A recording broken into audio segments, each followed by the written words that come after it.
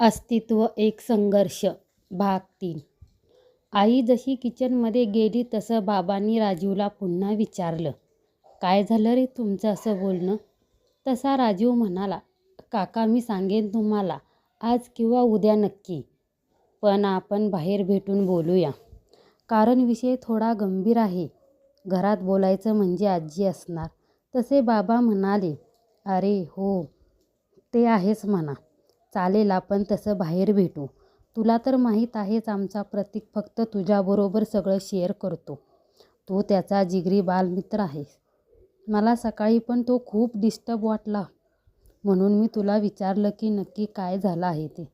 तसा राजीव म्हणाला, हो काका मी सांगेन तुम्हाला, पण माझी एक अट आहे की घरात आजीला यातलं काही कळता कामा नये, आणि जोपर्यंत प्रतीक समोरून काही तुम्हाला सांगत नाही तोपर्यंत तुम्ही सुद्धा तुम्हाला काही माहीत आहे हे दाखवू नका. तसे बाबा म्हणाले, हो ठीक आहे तसंच करेन. तेवढ्यात आजीने बाबांना देवघरातून आवाज दिला. तसे बाबा देवघरात गेले. तोपर्यंत राजीवने ऑफिसला जाण्यासाठी तयारी सुरू केली. बाबा जसे लिव्हिंग रूममध्ये आले तसं त्यांनी त्यांना इशाऱ्याने आपण बोलू नंतर असं सांगितलं.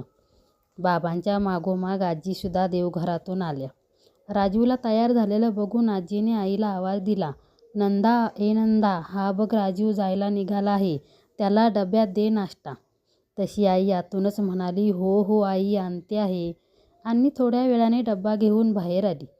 राजूच्या हातात डब्बा देत आई म्हणाली, तुम्हा दोघांना पुरेल असा यात नाश्ता ठेवला आहे. तसा राजीव म्हणाला, काकू पण मी तर नाश्ता केला ना मगाशी. तशी आई म्हणाली, अरे प्रतीक तुला पुन्हा करायला लावणार तिथे, म्हणून मी जास्तीचं देते. ओके काकू मी निघतो आता. असं म्हणून राजीवने त्यांची ऑफिस बॅग घेतली. बाय काका काकू, बाय आजी म्हणत तो घरातून निघाला. तिथे ऑफिसमध्ये नेहमीप्रमाणे प्रतीकचं प्रेरणाच्या डेस्ककडे लक्ष गेलं. त्याला क्षणभर तिथे ते आपल्याकडे पाहून हसत असल्याचा भास झाला.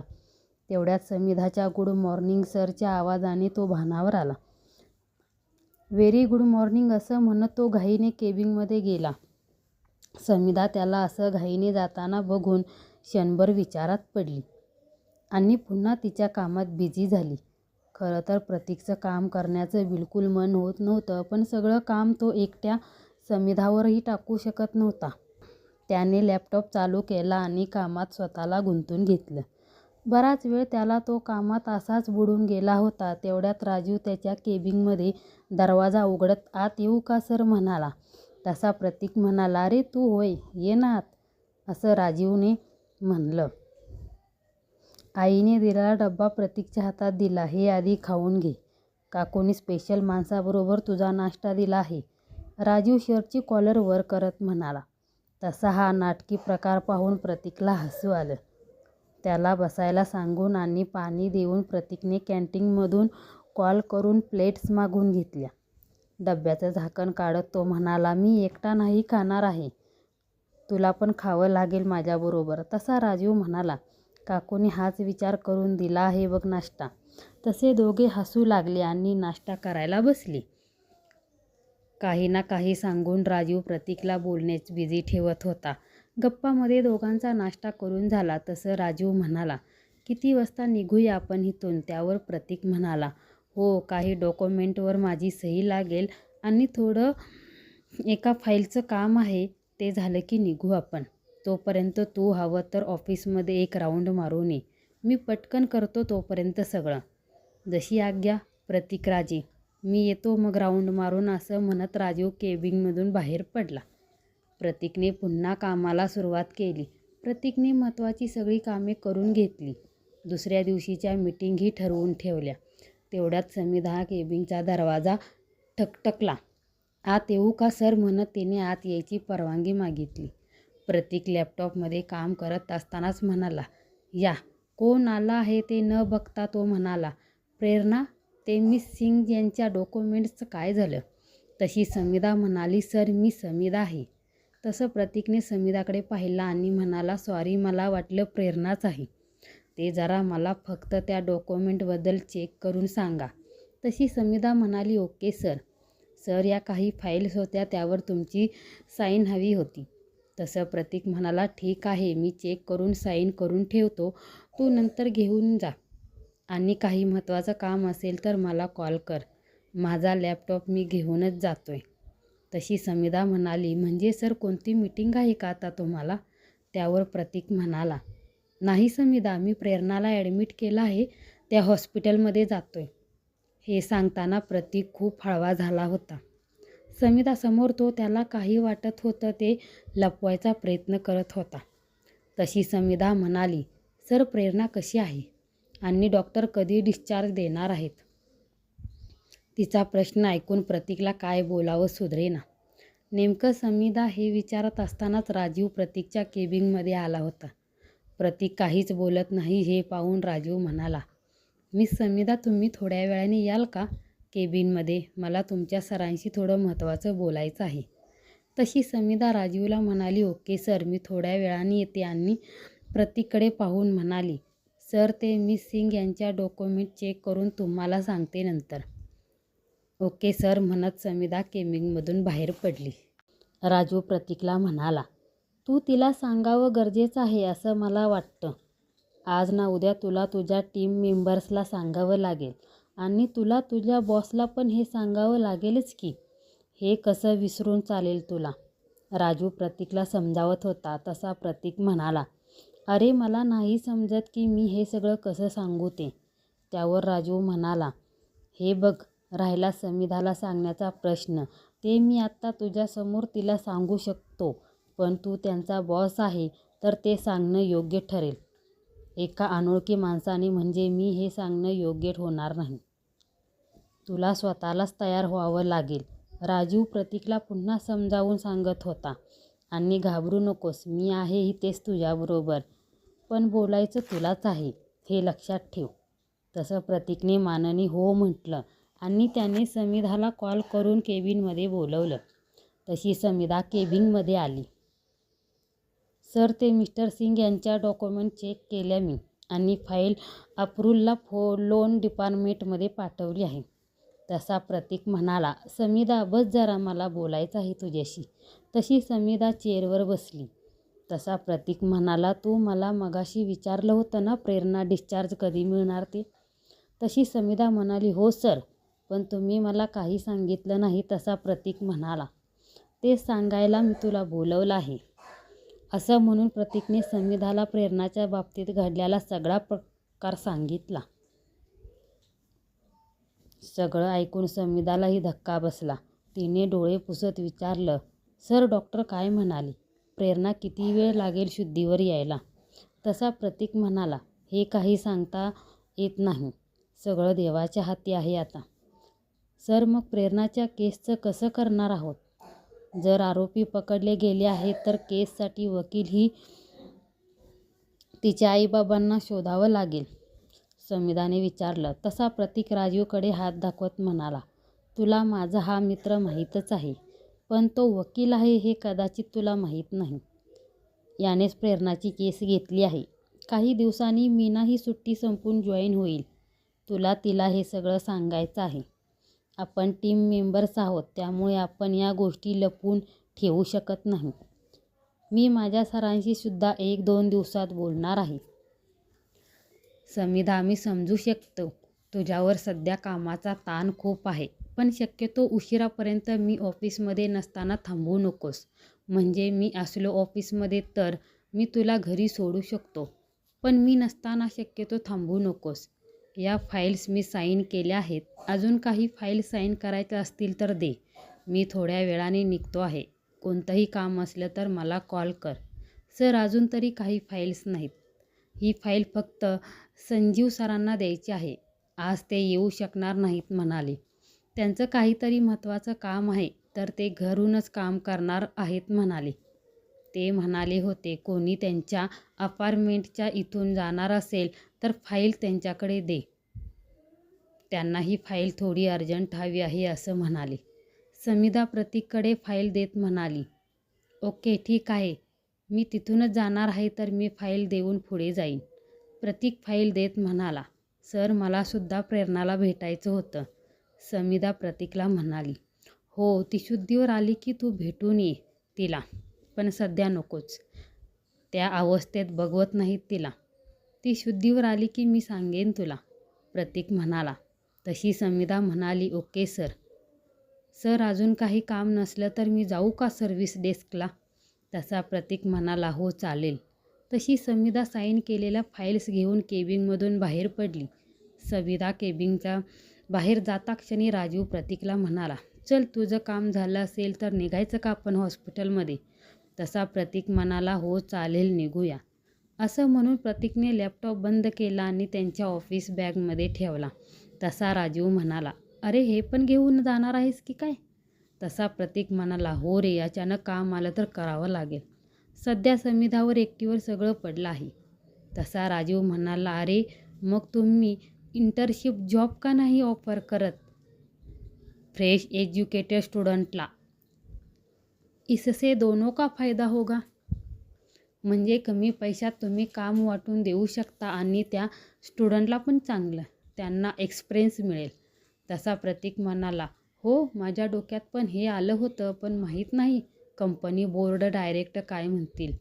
तसा राजीव म्हणाला, मनात आला आहे ना, मग एकदा बॉसला सांगून बघ तर. त्याला पटलं तर तो तसा तुझ्या साईडनी होईल आणि नाही पटलं तर टॉपिक इथेच क्लोज होईल. त्यावर प्रतीक म्हणाला, ठीक आहे तसंच करेन. उद्या तशीही मीटिंग अरेंज केली आहे, तिथेच हा पॉईंट मांडेन. चल आता निघू आपण. तसं डेस्कवर ठेवलेला फाईल प्रतीकला दाखवत राजीव म्हणाला, ही फाईल नको असेल तर ड्रॉवरमध्ये ठेवून दे, नाहीतर नंतर मिळणार नाही.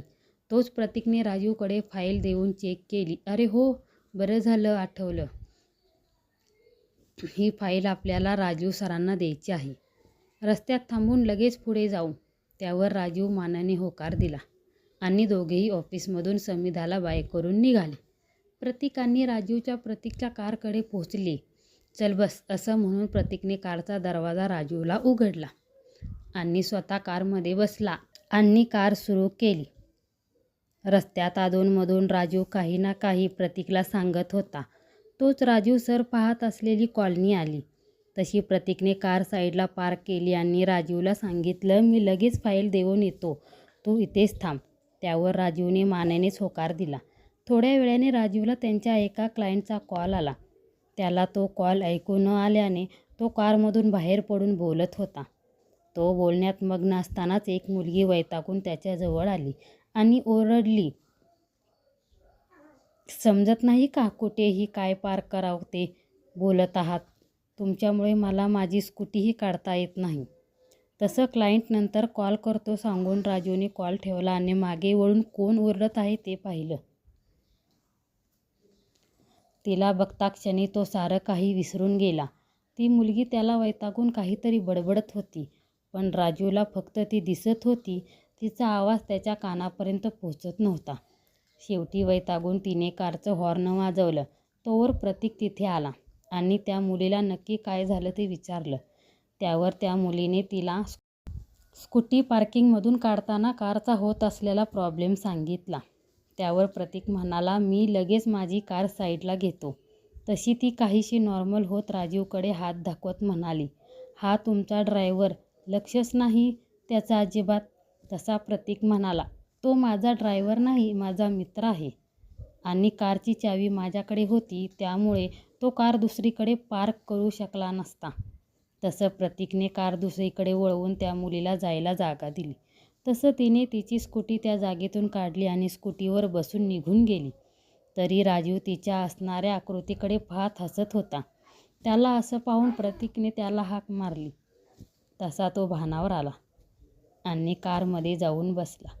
तसा प्रतीक राजीवकडे हसत पाहून म्हणाला, आज बहुतेक कोणाचं काहीतरी चोरीला गेलं वाटतं. तसा राजीव काही झालं नाही म्हणाला, छे छे, तू समजतो तसं काही नाही. तसा प्रतीक पुन्हा हसून म्हणाला, मी समजतो तसं काही नाही, पण मी काय समजतो आहे हे तरी सांग मला. त्यावर राजीव हसला आणि म्हणाला, चल जाने दे यार, तू अपनी कार स्टार्ट कर. तसा प्रतीक म्हणाला, जो हुकूम मेरे आका, आणि त्याने कार सुरू केली. थोड्याच वेळात ते हॉस्पिटलच्या पार्किंगमध्ये पोहोचले. प्रतीकने कार पार्क केली आणि दोघे हॉस्पिटलमध्ये जायला निघाले. दोघेही प्रेरणा ज्या मजल्यावर ॲडमिट होती त्या मजल्यावर पोहोचली. तिथे बाहेर सोफ्यावर प्रेरणाचे आई बाबा बसले होते. दोघेही त्यांच्याजवळ गेले. प्रतीकने राजीवची त्यांच्याबरोबर ओळख करून दिली. तेवढ्यात डॉक्टर आले. तसं प्रेरणाच्या वडिलांनी त्यांची तब्येत कशी आहे, ती शुद्धीवर कधी येईल असं डॉक्टरांना विचारलं. तसे ते डॉक्टर म्हणाले, मिस्टर प्रधान शांत व्हा. आम्ही आमच्या परीने पूर्ण प्रयत्न करतोय आणि आज ना उद्या शुद्धीवर येईल. तुम्ही थोडं स्वतःला सावरा आणि प्लीज तुम्ही घरी जा आता. मला सिस्टर म्हणाल्या तुम्ही कालपासून इथेच आहात म्हणून. तुम्हाला समजत आहे का? अशाने तुम्ही तुमची तब्येत खराब करून घेताय. प्लीज मिस्टर प्रतीक यांना समजावून सांगा. अशाने ते स्वतःची तब्येत बिघडून घेतील. प्रतीकच्या खांद्यावर हात ठेवून डॉक्टरांनी प्रेरणाच्या वडिलांना समजावायला सांगितलं आणि ते दुसऱ्या पेशंटला चेक करायला गेले. प्रतीकने आणि राजीव दोघांनी मिस्टर प्रधान यांना समजावलं. तसे ते घरी जायला तयार झाले. तसा प्रतीक म्हणाला, आम्ही पण निघतोच आहोत, पण डॉक्टरांना भेटून येतो, मग आम्ही तुम्हाला सोडतो आणि पुढे जातो. तसे मिस्टर प्रधान मानानेच हो म्हणाले. प्रतीक आणि राजीव दोघेही डॉक्टरच्या केबिनमध्ये गेले. प्रतीकने डॉक्टरांबरोबर राजीवची ओळख करून दिली आणि राजीवचं प्रेरणाची केस हँडल करणार असल्याचं सांगितलं. तसं डॉक्टरांनी राजीवला प्रेरणाचा रिपोर्ट आणि सगळ्या परिस्थितीबद्दल माहिती दिली. राजीवने ती सगळी केस समजून घेतली आणि काही माहिती हवी असल्यास त्यांना कॉल करण्यासाठी डॉक्टरांचा नंबर आणि कार्ड घेऊन ठेवलं. दोघांचं बोलणं झालं. तसा डॉक्टर प्रतीक म्हणाला, डॉक्टर प्रेरणामध्ये काही सुधारणा आहे का? तसे डॉक्टर म्हणाले, सध्या तरी काहीच सांगू शकत नाही. ती शुद्धीवर येत नाही तोपर्यंत काहीच बोलू शकत नाही. तिला बाहेर फेकल्याने डोक्याला मार लागला आहे, पण शुद्धीवर आल्याशिवाय त्याचा तिच्यावर काय परिणाम झाला आहे ते नक्की सांगता येईल. तिच्या रिपोर्टमध्ये मला मेंदूमध्ये काही कॉम्प्लिकेशन नाही दिसले, पण या सगळ्याचा तिच्यावर नक्की काय परिणाम झाला आहे ती शुद्धीवर आल्यावरच कळेल. तसा प्रतीक म्हणाला, ओके डॉक्टर, प्रेरणाचं हॉस्पिटलचं जे बिल होईल ते आमच्या कंपनीमधून होणार आहे. सो काही फॉर्मॅलिटी असेल तर मी ती करेन. तसे डॉक्टर म्हणाले, ओके चालेल, सांगेन मी तुम्हाला त्या संदर्भात. तसं राजीव आणि प्रतीक दोघांनी डॉक्टरांना हात मिळवला आणि डॉक्टरच्या केबिनमधून निघाले आणि पुन्हा प्रेरणाच्या आईबाबांजवळ आले. तसे प्रेरणाचे बाबा म्हणाले, काय म्हणाले डॉक्टर? त्यावर प्रतीक म्हणाला, काही नाही, लवकर शुद्धीवर येईल म्हणाले. चला निघूया काका आपण. काकू येतो नंतर. असं म्हणून प्रतीक राजीव आणि प्रेरणाच्या वडिलांना घेऊन हॉस्पिटलमधून बाहेर पडला. कार जवळ आल्यावर त्याने राजीवला आपल्यासोबत का आणलं होतं हे प्रेरणाच्या बाबांना सांगितलं. तसे बाबा हात जोडून म्हणाले, तुम्ही खूप करतायत आमच्यासाठी. तुमचे उपकार मी या जन्मी नाही फेडू शकत. त्यांना हात जोडलेलं पाहून प्रतीकला खूप वाईट वाटलं. त्याने त्यांना समजावलं आणि कारमध्ये बसायला सांगितलं आणि राजीवही त्यांच्यासोबत मागे बसला, जेणेकरून त्यांना एकटं वाटू नये म्हणून. प्रेरणाच्या बाबांना बोलत करून त्या मनस्थितीतून बाहेर काढण्यासाठी राजीवने त्यांना घरी कोण कोण असतं विचारलं. तसे बाबा म्हणाले, मी प्रेरणाची आई, छोटा भाऊ. माझं ॲक्सिडेंट झाला होता 5 वर्षापूर्वी, त्यामुळे मला नोकरी पुढे करता आली नाही. तसं मी एका ठिकाणी नंतर जाऊ लागलो नोकरीला, पण त्यात फार काही भागत नव्हतं. त्यात आमची प्रेरणाची 15वी झाली. तसं तिला पुढे शिकायचं होतं, पण मला हातभार व्हावा म्हणून तिने नोकरी करणं पसंत केलं. सगळं सांगताना प्रेरणाच्या वडिलाच्या डोळ्यात पाणी आलं. तसं राजीवने त्यांना प्यायला थोडं पाणी दिलं आणि शांत केलं. पुन्हा विषय बदलत तो म्हणाले, तुमचा छोटा मुलगा विवेक काय करतो? तसे बाबा म्हणाले, त्याचं ग्रॅज्युएशन झालं आहे आणि प्रेरणाच्या सांगण्यावरून त्याने पोस्ट ग्रॅज्युएशन ॲडमिशन घेतलं आहे. तो ऐकत नव्हता. त्याचं म्हणणं होतं की तुमच्या दोघांवर किती भार टाकू अजून मी. पण शेवटी तिने समजावलं त्याला. तसा तो ॲडमिशन घ्यायला तयार झाला. तसं त्याचं कॉलेज सकाळचं असतं, मग तो कॉलेजनंतर पार्ट टाईम नोकरी करतो. पण सध्या तो प्रेरणाची अशी अवस्था बघून घाबरला आहे, म्हणून मी आज त्याला घरीच राहा म्हणून सांगितलं आहे. तेवढ्यात प्रेरणा राहत असलेलं घर आलं. तसं प्रतीकने कार थांबवली. तसं तिघेही कारमधून उतरले. प्रेरणाचे बाबा त्यांना उद्देशून म्हणाले, तुम्ही घरी आला असता तर मला चांगलं वाटलं असतं. त्यावर प्रतीक म्हणाला, काका आम्ही येऊ पुन्हा कधीतरी. आता मिस्टर काळे यांना जाधव यांच्याशी केस संदर्भात भेटायचं आहे. तसे बाबा म्हणाले, मी सुद्धा येऊ का तुमच्याबरोबर? तसा प्रतीक म्हणाला, नाही बाबा, तुम्ही फक्त आराम करा आजच्या दिवस. आणि काका, मी विवेकशी पण बोलेन कधीतरी. मी आणि राजीव यांना आम्ही सगळं हँडल करू. काही गरज लागली तर तुम्हाला मी कॉल करेन. असं म्हणून प्रतीकने त्यांचा मोबाईल नंबर आपल्या मोबाईलमध्ये सेव्ह करून घेतला आणि राजीव आणि प्रतीकने प्रेरणाच्या बाबांना निरोप दिला. दोघेही कारमध्ये बसले आणि कार पोलीस स्टेशनला वळवली. प्रेरणाचे बाबा, आपल्याला प्रतीक आणि राजीवच्या रूपात देव माणूस भेटला. देवाचे आभार मानून ते घराच्या दिशेने वळाले.